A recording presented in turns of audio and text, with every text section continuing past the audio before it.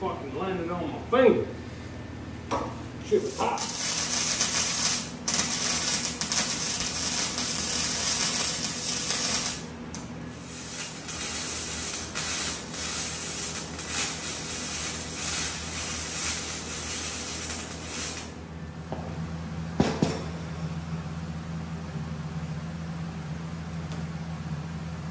So, I told you on the last video I was going to have a friend come help me weld these knuckles up, and he came through in a big way.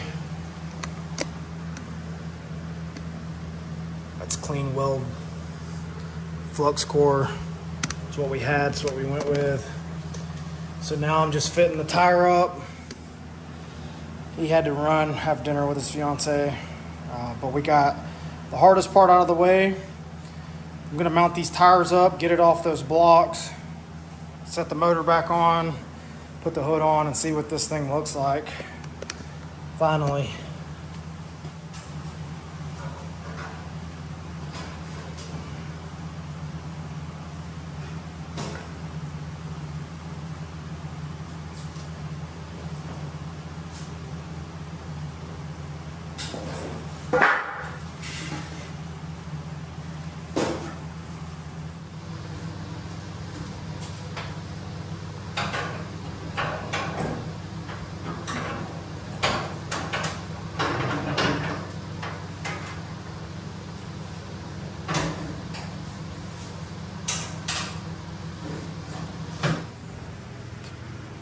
Bear with me, I know the audio sucks, but it's just too hot in the garage not to have the fans going. That stretch is looking good.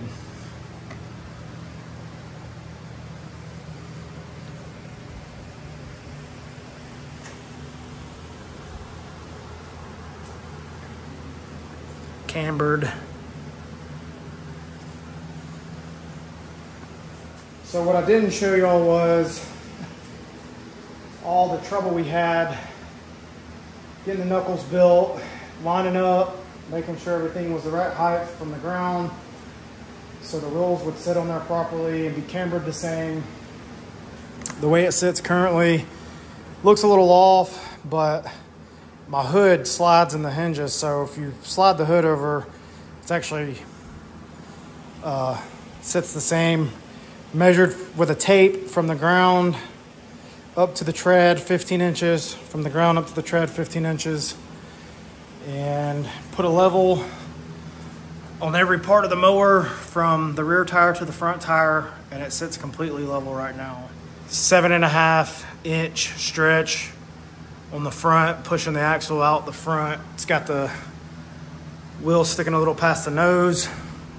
I'll have to come in and trim a little bit. Hopefully the way I do it, it'll give it just enough clearance to turn, but also leave it looking semi-stock, because that was the whole goal with this, was even though I stretched it out, I want the mower to stay pretty stock looking. So that's why I opted to trim the rear fenders the way I did, with the roll still in them, so I didn't have to weld round stock to it for rigidity. I left it rolled so it looks pretty stock, even has a stock sticker on it still. The steering linkage that goes between the two tires is about 1 inch short, so I'm gonna have to cut it and add an inch or so, 3/4 of an inch to an inch into it to get it to reach. And then I'm also gonna have to lengthen the drag link that goes from this up to the steering wheel gear.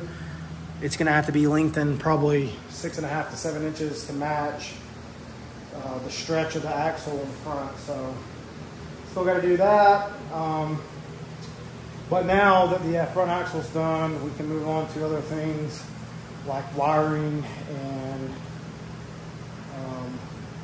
just finishing up odd ends.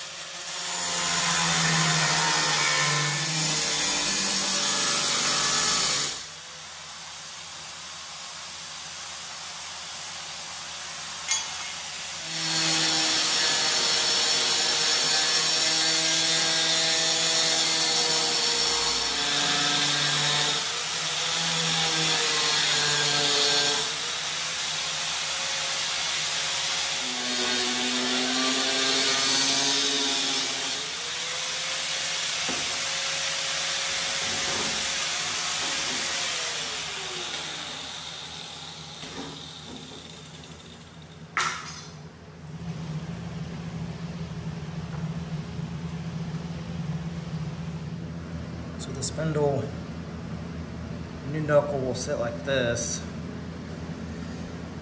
but with the tire on, it's very close, closer than what I would like to rubbing this tab that holds the steering linkage from the driver's side. So driver's side's the same way.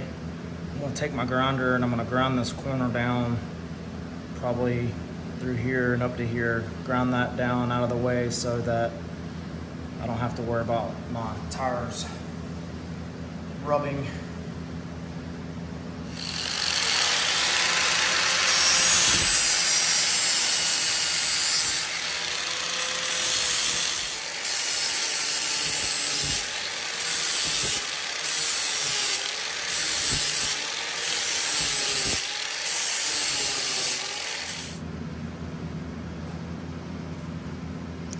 Once the tire's on and right, it's not going to be getting any more closer to that, so that should be good. The camera's having a hard time focusing.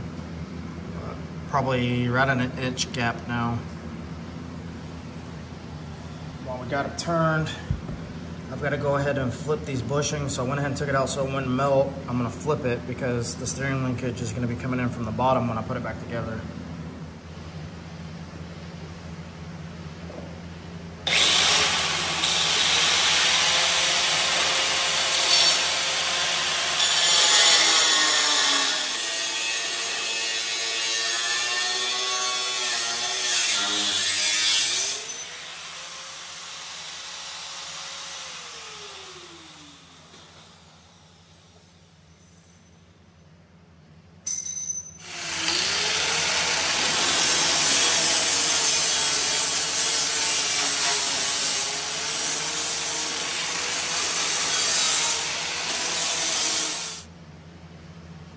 Alright, so the plan is put the battery in here, right around this area. I'll have some angle come around this way, around this way, around this way, weld it in, put the battery in place. And with the panel back on, it'll be positive to the solenoid, to the starter, and then I'll have all my wiring, so I'll have plenty of room for the steering to come in and the gas tank.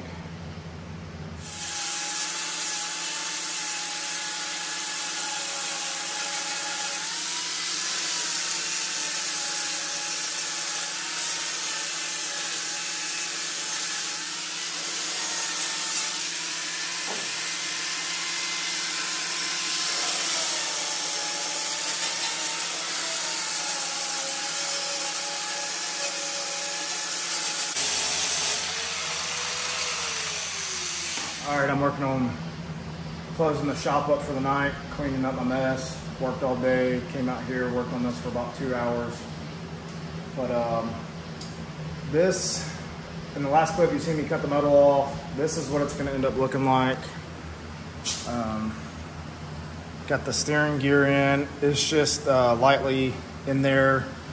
I've got 2 bolts holding it in the bottom, but I didn't want to tighten it all down yet because I'm still going to have to weld, and I'm also going to take this entire unit apart and add some washers in here to tighten these gears up a little bit. So basically it'll be ground wire down to a hole here somewhere, grounded good. Positive wire is going to come right to the solenoid to the starter, and then I'll have my toggle, my push to start, and all my wiring will be wire loomed, zip tied, color coded properly, heat shrinked, soldered and all that. It's probably the part that I've been waiting on the most is to build the harness. I built the entire harness on that bike. I rebuilt the harness from the seat back on that bike. It's probably one of my favorite things to do. I don't know why, but I just find it fun and satisfying to do 12-volt wiring. So I'm looking forward to the next step, which is getting everything wired up, got a couple things to do. Still need to bolt the motor down, hook the clutch back up, hook my choke back in. Bunch of little odd and ends like I mentioned earlier, but you'll have to wait till part 5. I will catch you in the next one.